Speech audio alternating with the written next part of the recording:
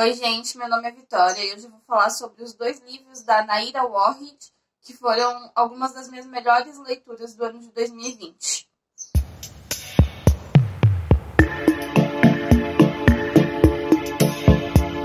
Para encerrar o mês de novembro, vou falar um pouquinho de poesia. Vai ser um vídeo mais curtinho do que os outros. É um tipo de texto com o qual eu meio que briguei assim, no fim da infância.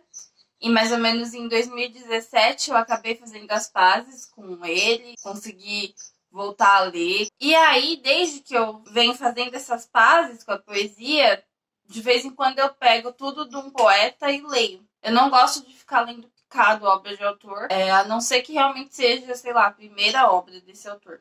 E aí, esse ano eu peguei os dois livros da Naira Warhid para ler. Os livros são Nejma e Salt. O primeiro a ser publicado foi o Salt. A leitura me surpreendeu bastante. Acho que o Salt virou um dos meus livros preferidos assim para a vida. Tem alguns poemas nele muito bonitos. E me fez quebrar alguns preconceitos com poetas que ganham a fama primeiro na internet. Como é a Rupi Kaur, né, que eu não gosto, mas que tem algumas coisas bacanas. Ou como foi a Amanda Lovelace, que pra mim é o lixo do lixo em termos de poesia. Eu ainda vou trazer vídeo aqui no canal sobre a Rupi e sobre a Lovelace. Naira Warhid provavelmente é um pseudônimo. Ela é precursora nesse estilo de Insta Poetry ou Tumblr Poetry. Fez muito sucesso lá para 2013, 2014. E pouquíssima coisa se sabe sobre ela. Do que eu pesquisei é tudo especulativo mesmo. Não se sabe nome, não se sabe quem ela é, assim, fisicamente. Provavelmente, pelo teor dos poemas, ela é uma mulher negra, mas pode ser que não seja também. Eu acho interessante a Naira lidar dessa forma com a produção dela, porque me faz pensar, na verdade, em duas possibilidades. Ou ela é uma pessoa que quer produzir longe dessa coisa egoificada que muitas vezes é o mundo dos escritores, então ela não quer a obra dela associada a uma pessoa tal. Ou ela é uma farsante, porque nos tempos atuais tudo é possível. Pela densidade dos poemas dela, eu tendo a acreditar que realmente é uma mulher negra, porque o conteúdo desses poemas muitas vezes depende de um convívio com uma comunidade negra, depende de estudos que muitas vezes, se você está fora de movimento negro, você não tem acesso. Depois de 2014, ela desapareceu da internet, deletou todas as redes sociais. E o que sobrou são esses dois livros que estão para vender na Amazon e que você encontra o PDF fácil também. PDF não, né? O livro digital Piratex fácil. A língua em que eles estão publicados é o inglês. Foi essa uma das razões para eu ler também, para treinar o meu inglês, que ele enferruja muito rápido. E a linguagem dos livros não é um negócio tão complicado, assim. É mais difícil que a linguagem da Rupi Kaur ou da Amanda Lovelace, mas não é nada inacessível. Para mim, o que diferencia a Naira Warhid das outras instapoets é que ela trabalha melhor com as palavras. Ela consegue misturar poemas mais narrativos com poemas mais herméticos. Ela consegue utilizar um vocabulário maior. Ela utiliza menos técnicas pobres de escrita. E ela vai além das frases prontas e clichês. E de uma politização muito rasa e que às vezes quase não chega na poesia. A Naira, eu acho que ela consegue ultrapassar isso. Acho que ela trabalha melhor a poética das coisas. O resultado é que o livro parece menos enlatado, porque você entrega uma Rupi Kaur, uma Amanda Lovelace para um iniciante do inglês, para ele ler. Ele lê aquilo com facilidade. O vocabulário dessas duas autoras é um vocabulário extremamente pobre. São poemas realmente feitos para caber em um post de Instagram ou para você retirar um verso do da Naira Warhid. A maioria não é assim. Inclusive, eu acho que para quem é professor de inglês, trabalhar com poemas de Rupi Kaur e Amanda Lovelace é algo que pode dar muito certo em aula.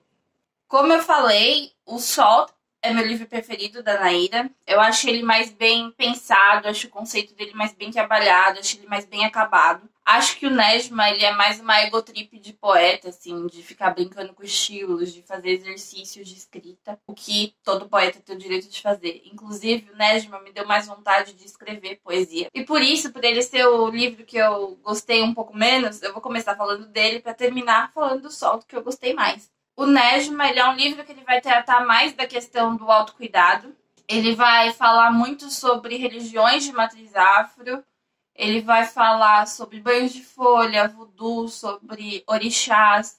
Ele vai falar sobre ancestralidade numa pegada um pouco mais espiritual. E ele também é muito marcado pela morte do Nelson Mandela, então tem alguns poemas dedicados a esse acontecimento. Acho que por falar muito disso, dessa questão do autocuidado, o livro ele acaba caindo um pouco mais nos clichês que eu critiquei dessa Insta Poetry, né? Que são frases prontas, parece meio enlatado, uma autoajuda meio boba. Em alguns momentos, quando ela fala de política, fica um panfletinho, falta poesia ali. Mas, assim, não quer dizer que o livro não tenha coisa boa. Os poemas sobre o Nelson Mandela são algumas das coisas mais bonitas que eu já li. E alguns poemas que falam dos banhos de folha, de ervas, numa pegada mais ritualística, eles também são muito lindos. Tem outros que falam sobre o oceano, que são poemas gráficos, sem serem mastigados. Enfim, eu gostei muito. E eu vou ler um poema aqui de uma série de poemas que ela fez sobre melanina.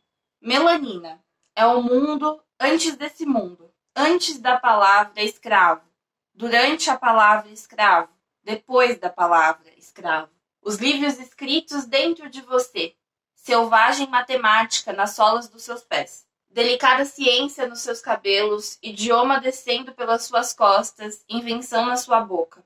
A Naira falar sobre melanina e dedicar tantos poemas à questão da melanina, pensando ela como um pigmento que tem relação com a luz do sol, um pigmento que tem relação com o universo, faz com que a gente tenha claro alguns posicionamentos políticos dela. Muito provavelmente, Naira é uma poeta panafricanista ou uma poeta que tem muito contato com movimentos que tenham um viés panafricanista. Agora, falando mais sobre o Sol, que é o livro que eu gostei mais. Sol é mais agressivo. Ele fala as coisas de uma forma mais pé no peito, sobre turismo exploratório, sobre imigração, sobre apropriação cultural, sobre fetiche com a negritude. Ele fala sobre ser mulher, sobre ser mãe, sobre ser negra.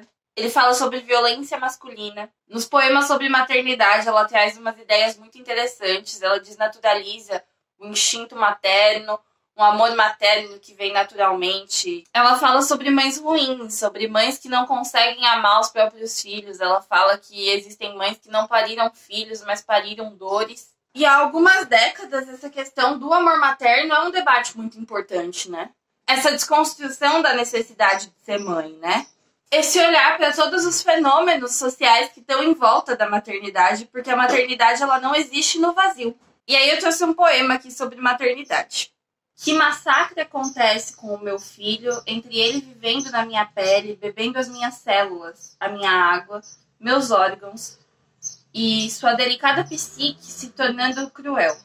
Ele não se lembra que ele é metade mulher? Acho esse poema super legal, porque ele fala de socialização masculina, que vai muito além da criação que uma mãe dá para o filho. A mãe pode ser respeitosa, carinhosa. Ele ainda vai passar por uma socialização violenta, que ensina ele a violentar. E dessa transformação, né, dos meninos em homens. É uma reflexão sobre a maternidade que não parte de uma romantização dessa maternidade. Aí também tem alguns poemas sobre turismo que eu acho super legais. Eu acho que alguns dão uma derrapada, assim, são meio tosquinhos, mas a maioria é muito interessante de ler, muito profunda.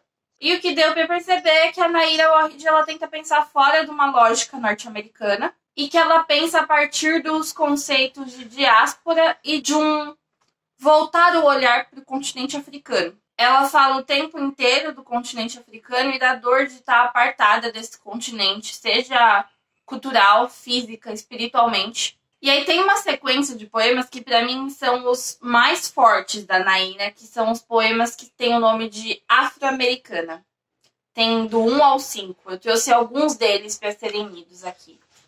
Aí eu vou ler esses poemas e o vídeo já vai acabar. Tem um idioma fantasma na minha boca, uma língua abaixo da minha língua. Um dia eu vou lembrar qual som eu faço. Um dia eu vou voltar para casa. Esse é o Afro-Americana 1. Ele fala dessa colonização da língua, né? Do significado que é você falar a língua do colonizador e desaprender a língua dos seus ancestrais. E desse projeto de dominação que deixa um vazio, né? E aí o outro que eu gosto muito. Eu perdi um continente inteiro. um continente inteiro da minha memória. Ao contrário dos outros americanos hifenizados, meu hífen é feito de sangue, fezes, osso. Quando África diz oi, minha boca é um coração partido, porque eu não tenho nada na minha língua para respondê-la. Eu não sei dizer oi para minha mãe. De novo, né, vai falar dessa questão do dilema linguístico, né, que é só saber a língua do colonizador. Fala da escravidão como uma migração humana feita de fezes, sangue, osso, né, uma migração humana forçada, diferente das outras migrações. E fala dessa territorialização, né, tipo, esse não saber dizer oi, das mudanças culturais que acontecem na diáspora, né. Então, eu acho esse poema muito bonito. E aí o último. Que bonito, que você pode abrir um mapa e com o dedo firme me mostrar quem você é. Você diz, me mostra quem você é. Eu falo pro meu dedo mole e fino, não tenha medo. E lenta e levemente, pouso ele em África, como se eu não pertencesse a ela. E então você me pergunta, onde? Acho que esse é o Afro-Americana 5. Esse poema, ele levanta uma das grandes feridas da diáspora, que é esse não acesso a uma genealogia. Esse não saber de onde se vem, em qual território você se originou, e também sobre essa sensação de não pertencimento, essa falta de certeza em se reconhecer como um descendente de africano. E hoje foi isso. Eu espero que a Naira ressurja, que ela publique mais. Eu tô muito ansiosa para saber o que essa pessoa se tornou depois de tantos anos. Acho que em 6 ou 7 anos dá para amadurecer muito no jeito de escrita e se ela já era incrível, imagina como que não tá agora. Eu já tô ansiosa por mais livros dela. Tchau, tchau. Gorda, eu preferiria que você nomeasse. Você consegue? Obrigada. Ah, amor.